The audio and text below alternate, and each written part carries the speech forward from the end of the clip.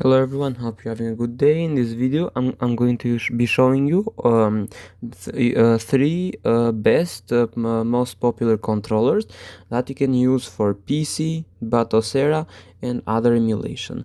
I'm going to be showing you the DualSense 5, the PlayStation 4 and also the Xbox Series S and X controller. The thing said about the Series S and X control will also apply to the older Xbox, so Xbox One, Xbox One S or X. That's everything I have to say. Without getting further involved, let's jump in the video. Okay, first up we're going to talk about the PS4 controller. This controller retails for about 40 euros here in Europe. You can find it for a little bit less used, maybe 30, 25. But this controller is great if you want to play on Batocera.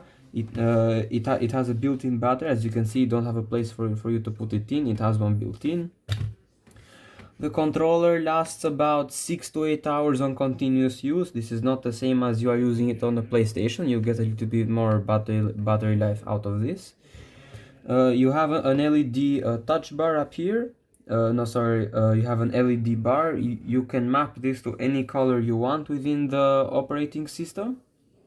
You have a touchpad here. Now, this is not going to be useful for everything, but if you are playing 3DS or Nintendo DS, you can map this to your second touch screen, and you would have on the screen the top screen, the main one, and the second screen, the telemetry data one, and then you could use the touch controls with the touchpad. And you also have the standard buttons, the D-pad. The D-pad is very comfortable, not hard to press for platformer games. For example, you might play Mario, you might play a little bit of Sonic, so it's not gonna hurt you. Also, it doesn't, when you press the buttons, they don't make a huge noise, so that won't be a problem. Analog sticks are good. Personally had this controller for about 6-7 years. I haven't had any issues with it. No strict drift, anything. These are really reliable controllers. They don't have buttons on the back, but they have everything you need. You can click in on the sticks as well. You even have a speaker here, which on some games on PC, not on Batocera, some games will utilize this. And you also have the touch bar, the touchpad again. If you want to use it on PC, you can use an app like DS4 Windows or Input Mapper, and you could map this as an Xbox controller. And if you are using it on something like DS4 Windows or Input Mapper, the touchpad would work as your mouse. So you can tap like this, and if you move around with your finger like this, the cursor will move on the screen. So that's everything for the PS4 controller. Now we'll move on to another controller, an Xbox One. Specific, this is the Xbox Series S and X, but the same things will apply if you're using an Xbox Series, Xbox One, Xbox One S, Xbox One X controller. So the design, this is generally a bigger controller than the PS4. If I put them side by side, you can see it is significantly bigger than the other one. Also, the analog sticks are in a different place, as you can see here. So one is above, one is below. So this is personal preference. As you can see, you have the same button, the same orientation, A, B, X, Y. And the buttons are relatively easy to press. They don't make much noise. For example, you can hear that you press them, but they won't disturb other people around you. The D-pad is also very nice here. As you can see, we have a hybrid shape here. It's essentially a disc, and the main buttons are raised up. So if I show you here, as you can see, this is the diagonal here, and this is the main button. So when you want to go, for example, diagonal in platformers, you would be like this. On this other controller here, you would have to press both of these. This one is more simple. Now let's talk about the other buttons of the controller. We have left bumper, left bumper, left trigger, right bumper, right trigger. This is the button that you use to connect to your Bluetooth. So this would either be your console. You'd hold this and you hold the button on the console, or you would hold this down and then you would put your device in pairing mode, and then you could pair it up with your phone or your Batocera. I showed that in another video. But that's as far as the pairing goes. If you want to turn on the controller, you just press this button at the top. The controller will try to scan for devices. This button here will only work in Xbox and Windows 11. So in Windows, if you have this connected to a Windows 10 machine, the button will do absolutely nothing. In Windows 11, however, it can capture screenshots and I believe can record videos. So if you are maybe playing a game and there's a funny clip you would want to record, or you've done something that you want to remember or share with other people, you would just press this and it'll show you a screenshot saved. Now, one very big downside of this controller is the fact that, first of all, it has no gyro, so you can't use motion controls. You can't play, for example, Wii games that need the Wiimote to use the gyro. If you move this around, it won't recognize anything. While on the other PlayStation 4 and 5 controllers, they do have gyro, so you have more game support. But this other downside this controller has, it requires 2 AA batteries. And the batteries don't last a while as well. I got less, I tested this out on Batocera again, playing Xbox 360 Gears of War 3. And I could only get about 4 to 5 hours, which is good, but still it's annoying that you have to replace the battery. You can get a play and charge kit which you have a replacement battery that you put in here. Is the size of these two together, and you will charge it via the USB port. If I take them out, you can see here I've taken off the sticker, but you'll see 4 little contacts here. This is where the rechargeable battery would connect, and then you would charge up the controller from here, and when it's done charging you would unplug it and it will work on rechargeable. Or you can get docks that replace this cover entirely, which will have some contacts here, and you would just slot the controller like this, and then it will show you how much charge it has and how much and how long it needs to fully recharge the controller.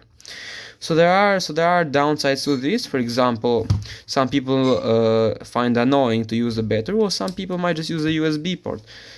Personally, I've had problems with this trigger here and also the USB port. It's straight up flaky. Sometimes it will connect, sometimes it won't.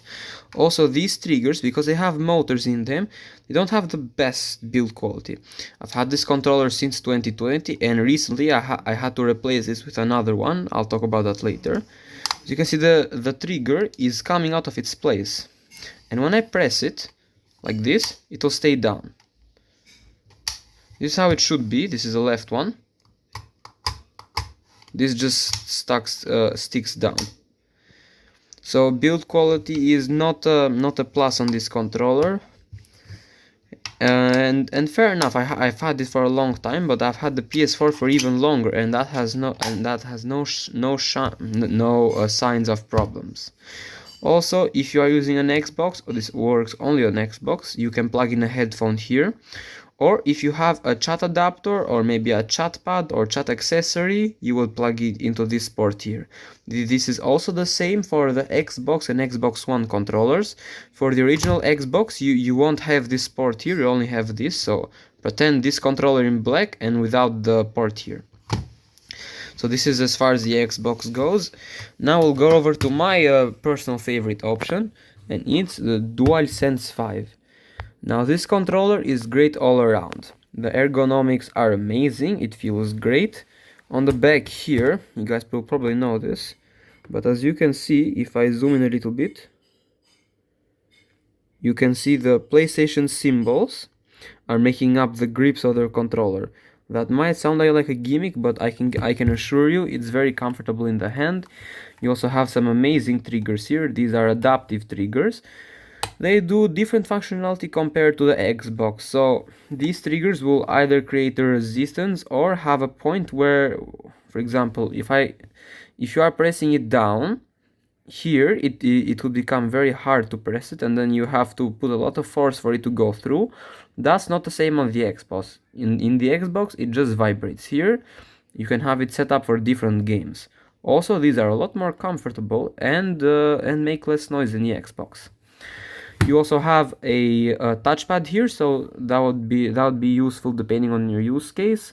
If your game supports, for example, if you are playing DS, this would be very useful.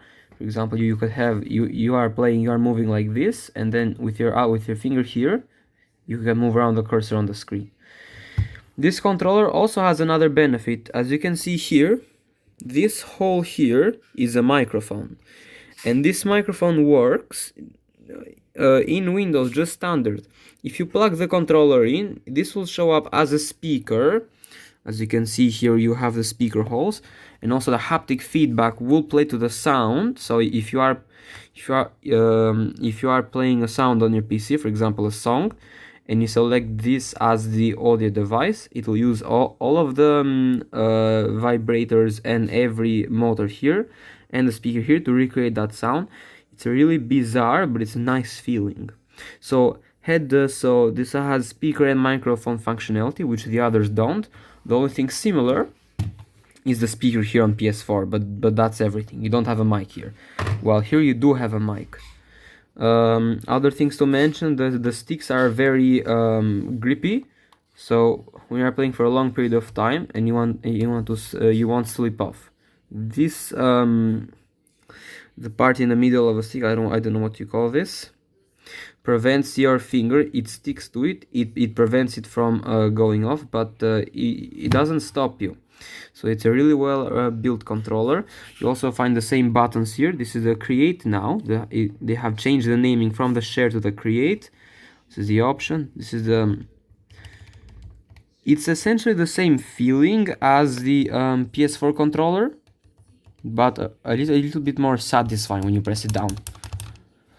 You also have the touchpad here. It's a different overall plastic material, but it's a lot nicer. You also have an LED bar here now, so this entire part will light up, and also you have 4 little lights here that can also light up.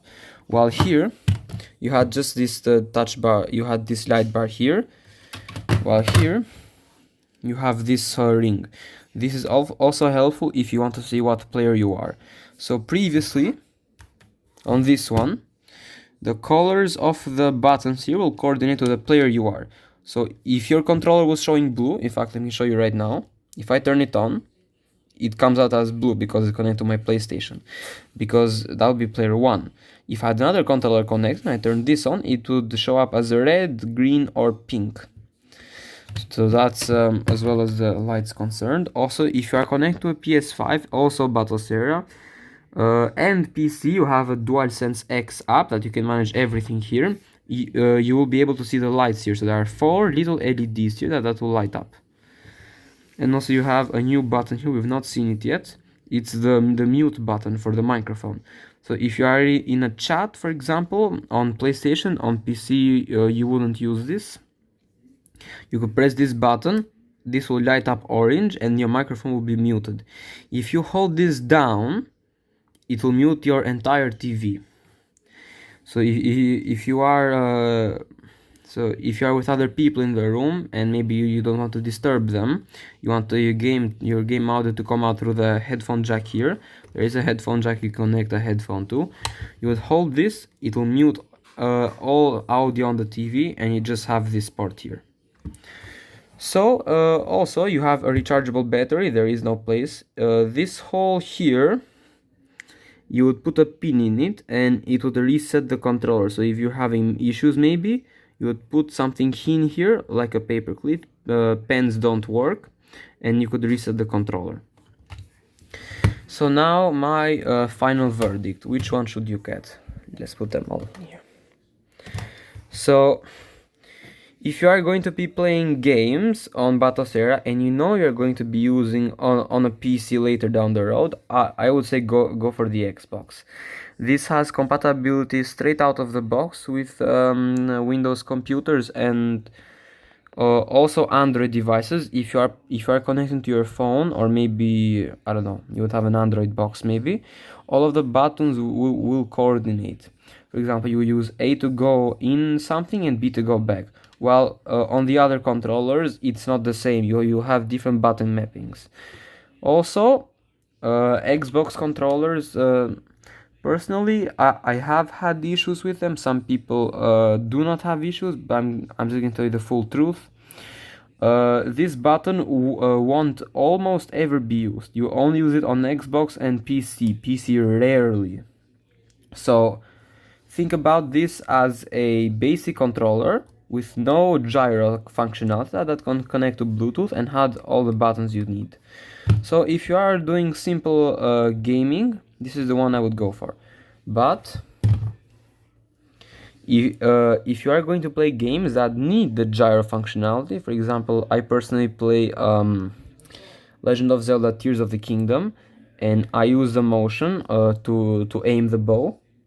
And that is also the Nintendo DS games have a great library, and you need the touchpad to play them. You straight up cannot.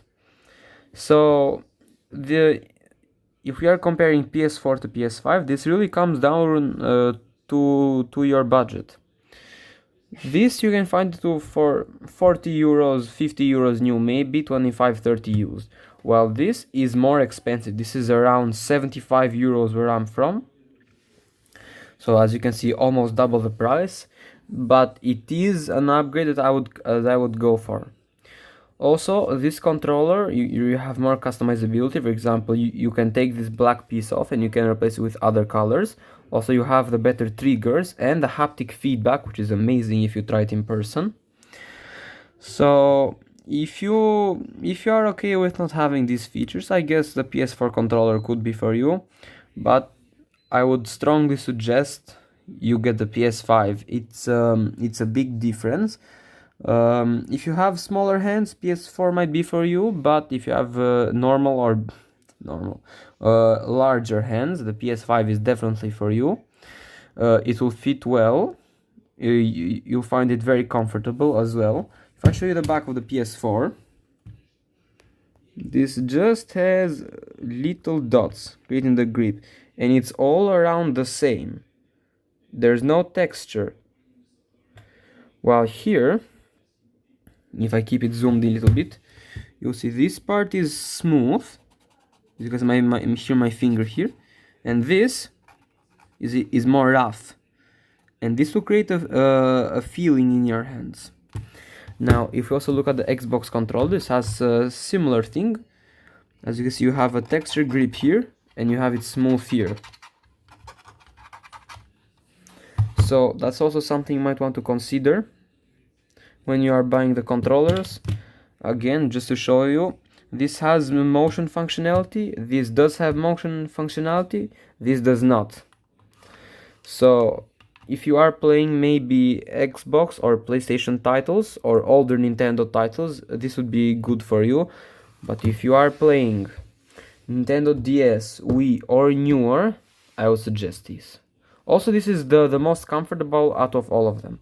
This has a nice shape with the curve being here, but you won't get as good as the PS5. Also, the sticks are are symmetrical. They're in the same location. You will find that very helpful. Okay, I hope you like this video. I know it has been a little bit longer than my usual ones. I will make sure to have buying links in the description. Also, I'll put down some other alternatives I didn't have time to test out. For example, some 8-bit DOE controllers, some third-party USB that work really well but don't have the good functionality of these. I chose these because these are the most popular and generally the best quality that you'll find. Hope this video has been fun for you. I know it was a little bit long, but I wanted to get this review out of the way. Take care, bye now.